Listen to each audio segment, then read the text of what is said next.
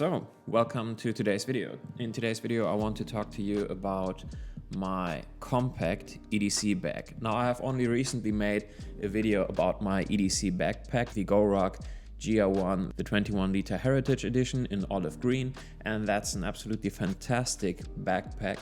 But I do also have a more compact EDC bag for those times when I really do not need all of the gear that is inside of my GoRuck backpack. And it's also something that I very much like to use in the summer when I'm not in the mood to have gigantic sweat stains on my bag all of the time. So what I want for my more compact EDC bag is something that I can wear over my shoulder, that isn't too heavy, that is fairly compact, but still good looking and rough enough to withstand all of the things that might come up in my day-to-day life. And that mostly means that it should have a decent degree of weather resistance. And the bag that I've been using for that purpose for the majority of the past 3 years or so is the Bingham Small Hadley Pro, the 2020 edition, in this green Fibonite and leather material. Now, I've honestly no idea how big this bag really is, but I would estimate that it is somewhere in the region of 6 to 9 liters in terms of the capacity. It is fairly small in terms of its overall outside dimensions, but the capacity can actually expand quite a bit because of those outer pockets on the front. The bag is available in either this Fibonite material, which is roughly speaking some type of nylon and fairly robust and weather resistant, but it's also available in actual waxed canvas, which I've never tried, but I'm sure is lovely as well. As for this Fibonite material, it's absolutely fantastic. I mean, this bag has been through quite a lot. I've taken it on a bunch of holidays and used it as my everyday bag for, again, around about 3 years. And it still, to this day, looks almost brand new. The leather accents on this bag are also just absolutely lovely and of super high quality, and the same is obviously true for the brass. And I also do particularly like the little details. I mean, this is obviously a camera bag, and as you are about to see, my EDC bag also comes with a strong focus on camera gear. But with this being a camera bag, most people probably sort of want it to be a bit under the radar and, most importantly, silent. So there is no Velcro on here, there are no loud zippers on here. You can get into the bag by using these silent front latches, and even the hook points for the shoulder mount. I mean, on some bags you get these metal hooks that have a tendency to squeak ever so slightly if you're walking around. This bag, however, comes with these leather attachment points for the shoulder strap, and it works just absolutely beautifully. Now, the bag consists of the main area with a removable camera insert, 2 expandable front pockets with a button closure. Then it has that main lid that completely covers the main area of the bag.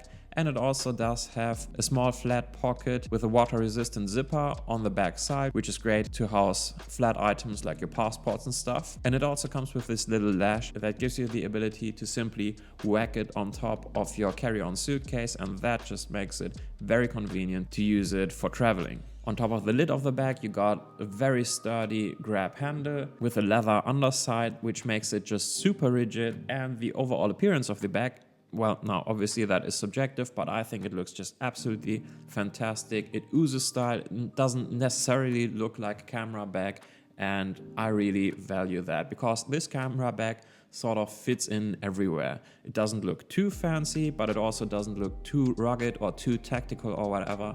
It just looks right in most settings, and I appreciate that a lot. Now, with all of that being said, obviously that amount of quality from a British company doesn't come cheap, so I think I paid around 250 euros for this bag a few years ago. I think they haven't gotten much more expensive, but I could be wrong about that. But I will try to leave some links in the description below so that you can check out the pricing for yourself. Anyway, with the bag out of the way, let's talk about the stuff that I keep inside of the bag. And let's start off right away with the main event, which is my new go-to EDC camera. And that is this guy, the Fujifilm X100 6 in silver. Now, I've only recently got this camera, but so far I can tell you that I'm absolutely in love. I mean, I've previously owned the Fuji X100F and the Fuji X100V, and I love those cameras too. My primary EDC camera over the past 2.5 years or so has been this guy, the Leica Q2, which is also just absolutely fantastic. And if I'm being honest, if I had to decide between the Fujifilm and the Leica, I would 98% sure still go for the Leica. But nonetheless, the Fujifilm certainly does have its strength and does have a few areas in which it is actually better, more versatile and so on than the Leica. Aside from that though, truth be told, it is also just a new camera, and I've sort of just missed having a Fujifilm camera. Fujifilm cameras are just super fun to use, and so therefore I will probably mostly use the Fuji X100VI over the next few weeks and months. So yeah, with that being said, I'm not going to go into any more details on this camera in this video. I will do that in another video, but for now what I can say is that I absolutely love this camera. It is worth the hype in my opinion, and if you've pre-ordered one and you're still waiting for that order to come in, it is certainly worth the wait in my opinion. Now anyway, I've also got one accessory for this camera, and that is the TCL adapter, so the teleconversion lens adapter. And with this guy I do get a 50mm equivalent lens with the Fuji X100VI instead of the 35mm full frame equivalent lens that it comes with. Now obviously it does also make the camera overall quite a lot bigger, but I think for an accessory that costs just somewhere in the neighborhood of 250 bucks or so, it is quite interesting. And if you do still like to have a bit of variety, even though you've just bought a fixed lens camera, this is a decent way to expand the flexibility and usability of your camera. Now I also do have the WCL on pre-order, but God only knows how long it will take until that guy arrived. I'm bit frustrated because I had the WCL a few years ago, back when I had my Fuji X100V, but I sold the V and I also sold my WCL adapter, and now I'm not able to get it anymore, which is a bit frustrating, but never mind. In the meantime, I'm happy to just use the 35mm full frame equivalent lens that this camera comes with. Anyway, that's the main camera out of the way. I will mostly use this camera for photography, obviously, but also for the occasional sort of atmospheric B-roll. So if I'm in a location and I just want to capture the atmosphere, be that just for personal reasons or for one of my YouTube videos, but I want slightly higher quality, because this camera is certainly able to put out high quality video files, I will just use the Fuji X100VI, and that is actually one of the features that I absolutely do value, especially because again, I'm shooting a lot of videos, especially for this channel, and the Leica Q2 really never was great at shooting videos. So that's one feature that I certainly appreciate quite a bit, especially with the new edition of IBIS. Now I can shoot handheld video without all of the shakiness, and I absolutely love it. But that's not the only camera in this bag, and the other camera that I keep in this bag all of the time, actually in one of the front pockets, is the Sony ZV-1 Mark II. Now this camera is a little point and shoot monster when it comes to video shooting. I shoot in S-Log2 with this camera. I absolutely hate the fact that this camera only offers 8-bit files in terms of 10-bit, but that's just what we get. But since this camera does have a more wide-angle lens than its predecessor, I am now able to actually use this for vlogging, which I do for both personal reasons, but sometimes also for this channel and just for a bit of grab-and-go video while I'm out and about. In terms of accessories, for the Sony camera, I do keep a Sony grip in there just to have like a small little tripod thing.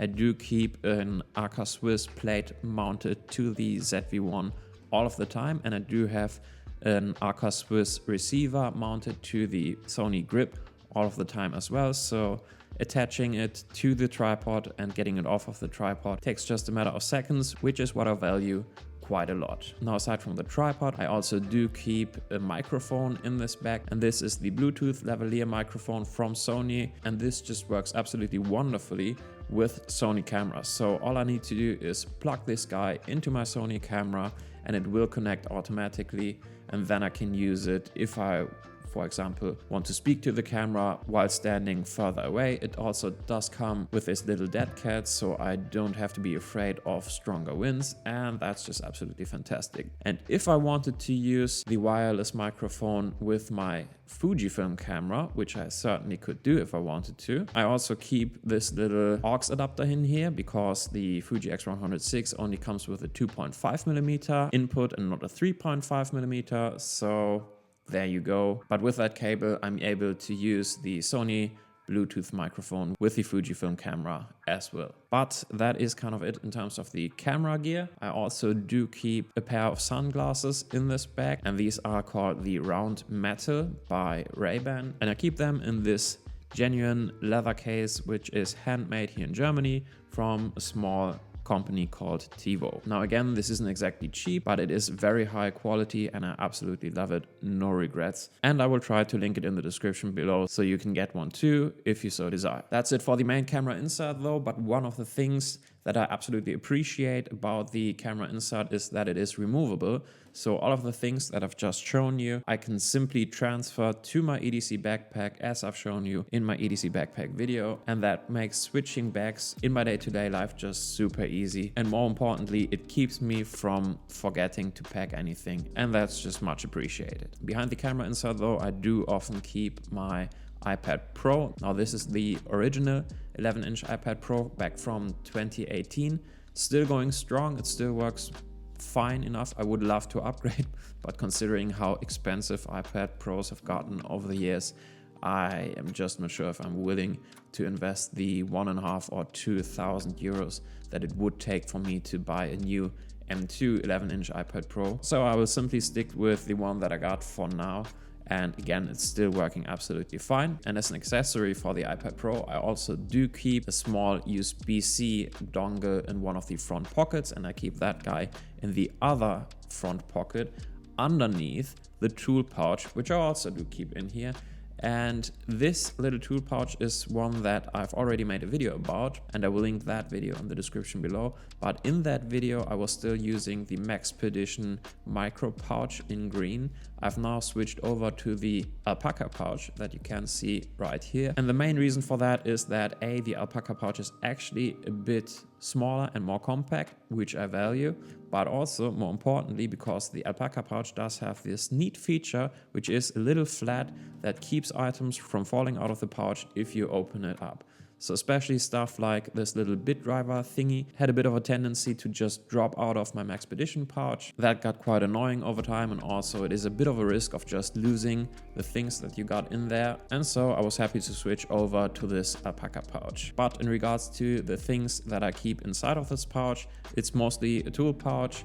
As you can see, if you are interested in the details, again, I will refer you to the link of this pouch that I made previously, with the only exception again that back then I still used the Maxpedition pouch and now I use this alpaca pouch. Everything else though has stayed pretty much the same. Oh yeah, and I also do keep a small little flashlight which is attached to the inside of this outer pocket, and that is the Aurora A8X or something. It's a fairly small little flashlight, but it is super powerful, has a lot of functionality, and you know, something like this just can come in handy all of the time. Anyway, that's it for the main compartment and the front pockets. So let's talk about the rear pocket real quick. In that rear pocket, I now keep a small power bank, which I previously used to carry in the Maxpedition micro pouch, but in the alpaca pouch there's actually not enough space for this power bank, so that's why I'm keeping it in the rear pocket now. Aside from that, I also do keep a small cotton cloth in there in case I want to clean my lenses or whatever, or just, you know, clean my hands. And lastly, I do keep a few spare batteries for my Sony ZV-1 in there, and a small Moleskine notebook, as well as a Kaweco Lilliput pen in brass, just in case I want to take some notes on the go, which I do all of the time. I run through one of these notebooks about every month or two, and I don't know what exactly it is, but writing things down with my hand just helps me to not forget it as easily, and it's a completely different experience to just typing something into my phone or into my iPad or whatever. And that's it for my compact EDC bag. I hope this was interesting to you. If you have any questions, feel free to drop them in the comments below. But that's all I got for you today. I see you in the next video. Until then, take care. Bye.